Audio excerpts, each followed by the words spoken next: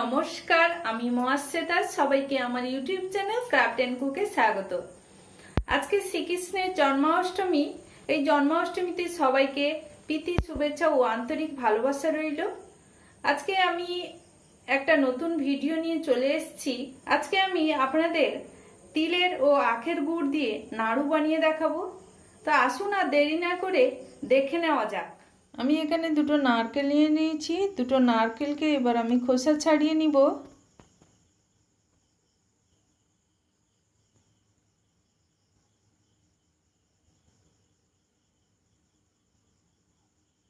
খোসা ছাড়িয়ে নিয়ে এবার নারকেল দুটোকে ভেঙে নিব।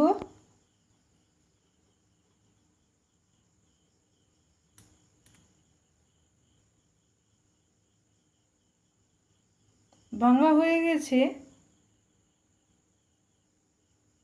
ঠিক একইভাবে আরেকটি নারকেলও আমি ভেঙে নিব।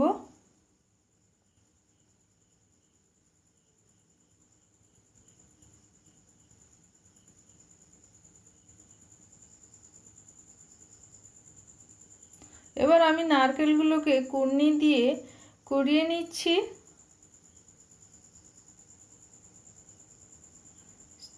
দুটো নারকেল কোড়ানো হয়ে গেছে। নারকেল কোড়ানো হয়ে গেছে। এবার আমি পুরো রান্নাটা আজকে গ্যাসে দেখাবো। এবার আমি গ্যাসে কড়াই বসিয়ে দিয়েছি। এরপরে আমি কড়াইতে 3টা এলাচ দিয়ে দিয়েছি। এলাচগুলোকে ভেজে নিব। কালার চেঞ্জ হয়ে গেছে। এবার আমি নামিয়ে নিচ্ছি। নামানোর পরে এখানে আমি 50 গ্রাম তিল দিয়ে দিব। এখানে আমি চামচে 2 চামচ দিয়ে দিয়েছি। এখানে আমি 50 গ্রাম তিল নিয়ে নিয়েছি। তিলটাকে আমি লো ফ্লেমে ভেজে নিব, হালকা করে ভেজে নিব। এখানে লালচে কালার হয়ে এসছে। এরপরে আমি এখানে 500 গ্রাম গুড় নিয়ে নিয়েছি।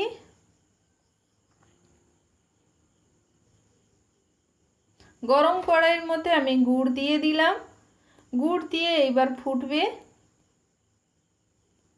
গুড়টা গোটাটা মিক্সড হয়ে গেলে, মিক্সড হওয়া পর্যন্ত আমি অপেক্ষা করব। মিক্সড হয়ে গেছে, কোথাও দানা বেঁধে নেই। এরপরে আমি এলাচটাকে একটু থেঁতো করে নিয়েছি। এবার এলাচটা আমি দিয়ে দিব গুড়ের মধ্যে।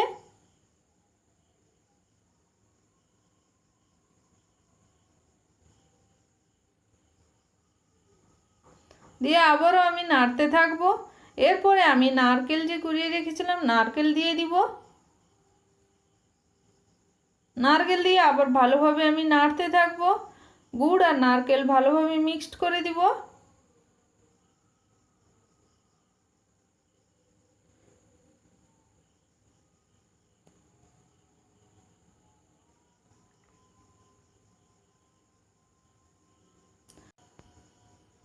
এবার ফুটার জন্য কিছুক্ষণ অপেক্ষা করব। ফুটছে। এরপরে আমি একটা আদা নিয়ে নিয়েছি, এক টুকরো। আদাটাকে গ্রেটার দিয়ে আমি গ্রেট করে নিব।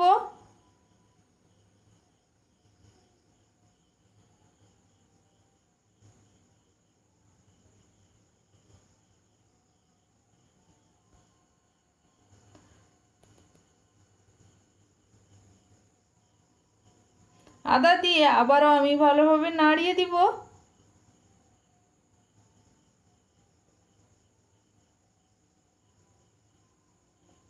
এরপরে আমি তিলগুলোকে 2 হাত দিয়ে হালকা করে দলে দিব, যাতে একটু গুঁড়ো হয়ে আসে। দলে দেওয়ার পরে এরপরে আমি দিয়ে দিব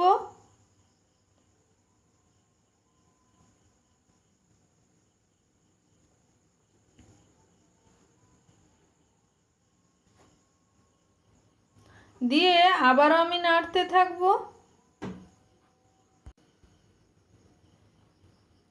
ভালোভাবে আমি মিক্সড করে নিব।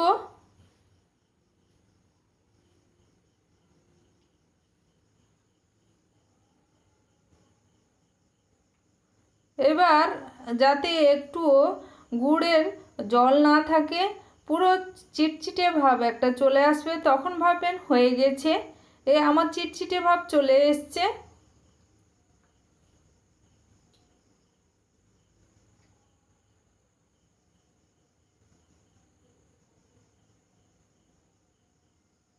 দানা দানা বেঁধে যাচ্ছে, এবার হয়ে গেছে, নামিয়ে নিব আমি। এরপর হয়ে গেছে, এবার আমি কড়াই থেকে নামিয়ে নিব।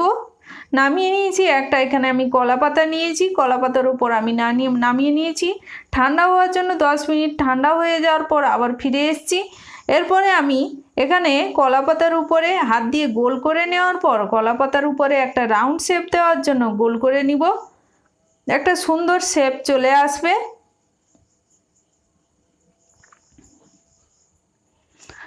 হয়ে গেছে, ঠিক একইভাবে আমি সবগুলো বানিয়ে নিব। আমার বানানো হয়ে গেছে। খেতেও যেমন দেখতেও সুন্দর লাগছে, খেতেও খুব সুস্বাদু। অবশ্যই বাড়িতে ট্রাই করবেন এবং কেমন হয়েছে কমেন্ট করে জানাবেন। ভিডিওটি যদি ভালো লেগে থাকে লাইক, শেয়ার ও সাবস্ক্রাইব করবেন। পাশে থাকা বেল আইকনটি ক্লিক করে আমার চ্যানেল ক্রাফট এন্ড কুকের পাশে থাকবেন। নমস্কার।